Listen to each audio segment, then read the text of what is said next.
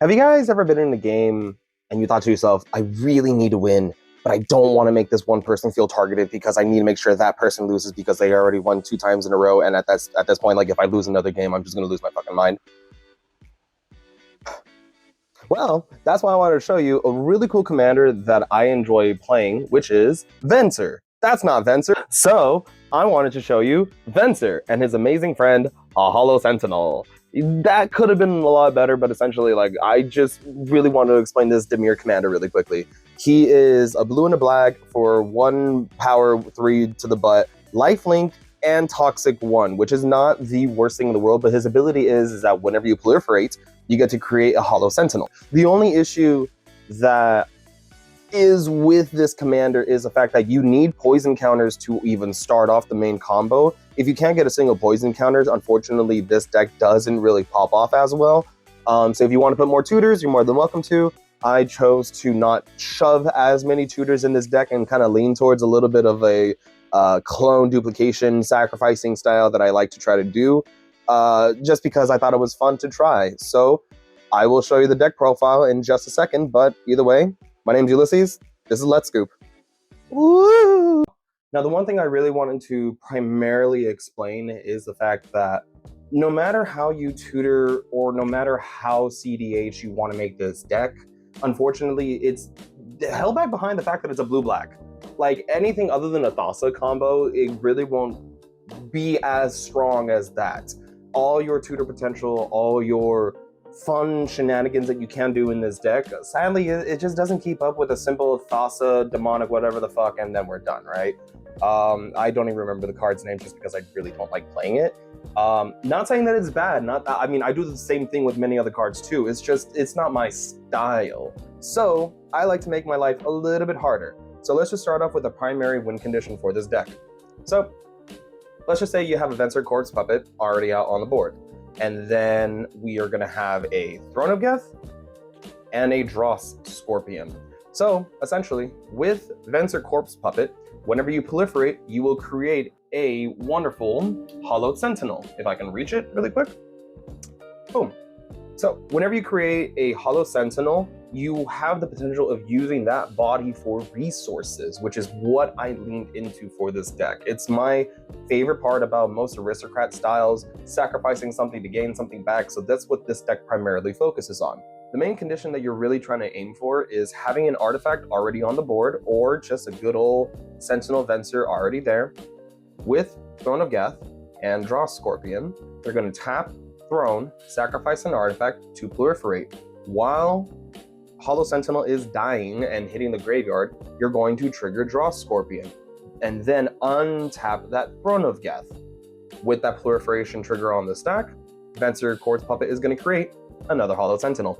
And then shabing shaboom, you pretty much just keep on sacrificing, proliferating. So again, the main issue with this deck is that even though you technically get a 2 to 3 card combo, you actually really need to start off with one of these primary poison counter creators.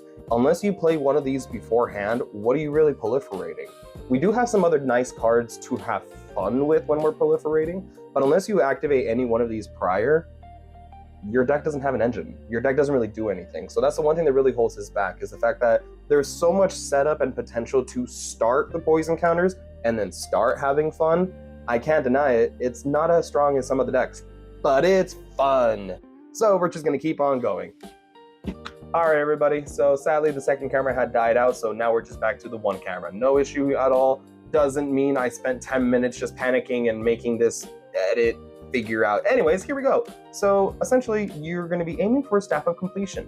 It has a lot of abilities, but the main one we're gonna be looking at is the pay 3 life to proliferate, pay 5 to untap Staff of Completion. So let's just say we're trying to either play Aranicus, Wild Duplication, or Quantum Misalignment to create a copy of our good old friend Venser. So the one interesting thing here is the fact that when you have 2 Vensers out at the same time, you are still only allowed to have 1 Hollowed Sentinel out at a time. However, if you layer the stacks in a specific way, you can have 1 Venser, trigger, summon a Hollowed Sentinel, maybe do a couple things in between.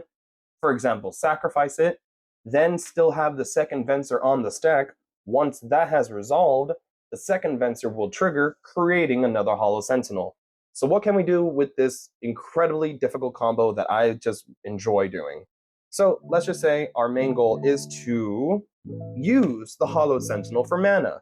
So we can have Ashnod's Altar or KCI to sacrifice the creature and gain 2 mana.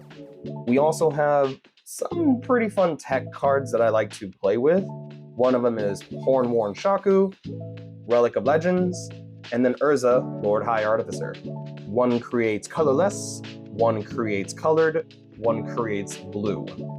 Either way, all 3 of these have the ability where they can tap an untapped artifact to create a mana. With the Relic of Legends, they basically just tap and untap themselves by tapping either a legendary creature, while Urza taps an artifact to activate its ability. So that's something that essentially I very much enjoy trying to figure out. Let's just say, for example, we're just trying to keep it nice and easy, and we get out these 2 set of cards. We have an Ashnod's Altar, a Horned Shaku, and potentially 2 Venser Corpse Puppets.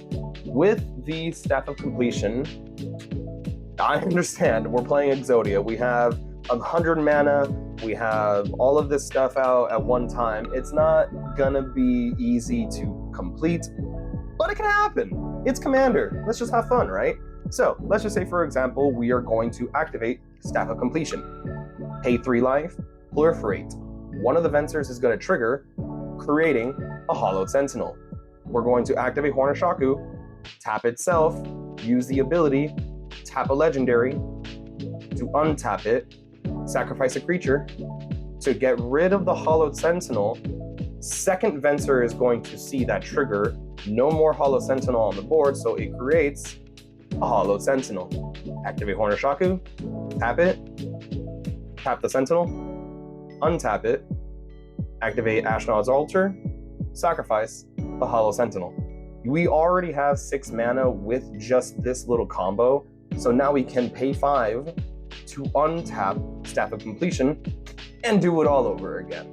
This is a very difficult combo to truly achieve in comparison to just getting the Draw Scorpion, but it's fun. It's just nice to have these little interactions in between all of this. Not to mention, while, for example, let's just say we have, where did Relic of Legends go? Let's just say we have Relic of Legends, which can create any colored mana. The one fancy thing that we are able to do is, whenever we proliferate, again, we create the Hollow Sentinel. Tap the Hollowed Sentinel, create a mana.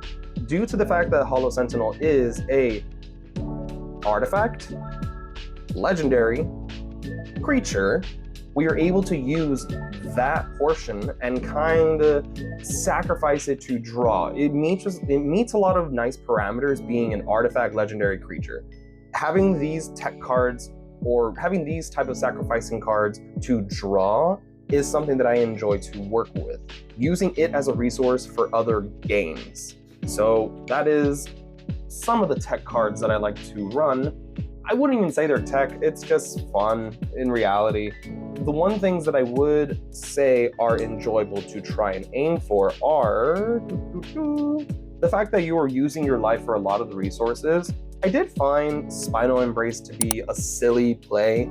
Yeah, I am aware it's a lot of mana, but sometimes you might have a big creature you want to get rid of, gain that extra life, get rid of a commander, I don't fucking know. You do whatever you want. But it was something I had in one deck and I was like, kind of enjoying it, so I decided to run this one too. Shabing shaboom, what are you gonna do? Depending on you, I very much do enjoy running the Unwinding Clock and Unstoppable Plan. To be able to untap your artifacts during other players' turn, it does allow you to play within someone else's turn. Hypothetically, that's not what everyone is wanting. You want to win during your turn, not give someone the chance to untap. But really, this is still a power 3, power 4, teetering power 5. Who the fuck cares about brackets, really? Another nice little thing about this deck is the fact that since it is proliferating, you are playing some cards that will enjoy that. Everflowing Chalice, even at 1, this can actually get pretty big. Strixhaven Stadium, It's rare to have this, but I have won a game by using Strixhaven Stadium by tapping a bunch of times and then sending one creature to get somebody. Midnight Clock is probably my favorite of all of these. The fact that you get to just draw a fresh hand, shuffle your graveyard. This isn't really a graveyard-oriented deck, so being able to reuse any form of spell or resources that you already used and recycle them while you're proliferating, it just feels good. And then, let's see. Next are two, well, yeah, you know what? I forgot to mention. Contagion Engine is essentially the one reason that inspired this entire concept, where proliferate, then proliferate again. That is the reason why I decided to make this deck, because of the fact that you get to proliferate, use all the little shenanigans that you can do with the Hollow Sentinel, sacrifice it, and then another stack of proliferation is right there. So bing, you get another stack on the Hollow Sentinel. This is a lot of mana to basically have at any given point, so it's not always going to happen, I will admit, but it's a very fun deck, and including this last little piece of cute guy, Dreamtide Whale, he's the newest in this edition. Whenever a player casts their second spell each turn, proliferate. I just enjoy the politics this has created. It has given so many people the look of, bro, if you play two spells, I die. So it's just nice. At the end of the day, if you can find your proliferation engine, maybe using other people is a good thing. Essentially, this only triggers once within a turn, but the fact that it triggers between each player within a turn, maybe someone's doing counter war, maybe someone's trying to do some wacky stuff. I don't know.